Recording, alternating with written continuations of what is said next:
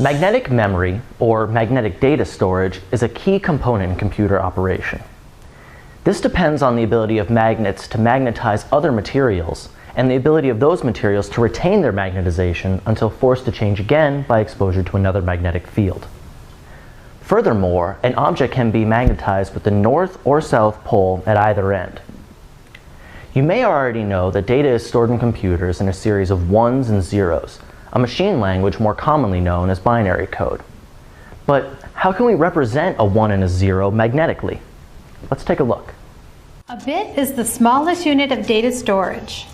It can be visualized as a minuscule block that can be magnetized into a permanent magnet.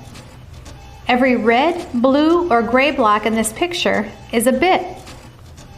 The red blocks have north poles facing up, and the blue blocks have north poles facing down. These are what the computer recognizes as ones and zeros. Gray blocks are the empty bits that have not yet been magnetized. The right head is basically an electromagnet with a core appropriately shaped like this to direct the magnetic field into a bit and magnetize it as it passes by. It can magnetize a bit as a north facing up or a north facing down, simply by changing the direction of the current in the coil. As you may remember from the earlier sections, reversing the direction of current in an electromagnet results in reversing the direction of the magnetic field. Once written, the bits can be read by the read head, which senses the direction of the magnetic field as it goes over a written bit. A hard drive as a whole looks like this. Both the read head and write head are at the tip of the actuator arm. The motor of the disk and the motor of the actuator arm work collaboratively to align a desired bit with the read head or the write head at any given time to read it or write it. A few years ago, an iPod of this size had the capacity of about 1 gigabyte. But now, a similarly sized iPod has the capacity of about 160 gigabytes. With each passing day, capacity just keeps growing more and more. But have you ever wondered how they can increase the capacity so many times without increasing the size? Let's take a closer look.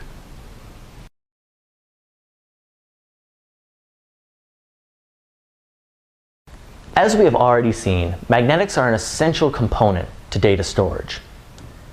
Research has led to additional applications such as magnetic logic, which will provide more efficient and effective ways of manipulating and storing data. Currently, computers are composed of 3 major sections: processors that control operations and manipulating data, random access memory chips, or RAM, which act as temporary data storage, and the magnetic disk drives that retain information even after power is turned off. Although computers are very complex, they're based on a combination of simple circuits called logic gates. A logic gate is a device that produces a specific output for a given input. There are several different types of logic gates. For example, a type of gate called an AND could be represented by a circuit with 2 switches and a light bulb which only lights up if the first and the second switch are on. If you were to replace the light bulb with a switch controlling the input to another gate, you would have the basis for a more complex system of interconnected gates. In today's computers, logic gates are built from electronic transistors. However, they can be built using many other materials.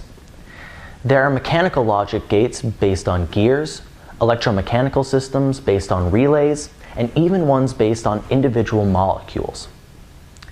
A critical quality of any logic system is its speed. How quickly does a change in input result in a change in output?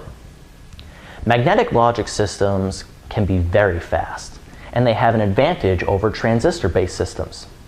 They retain their information even after power is turned off.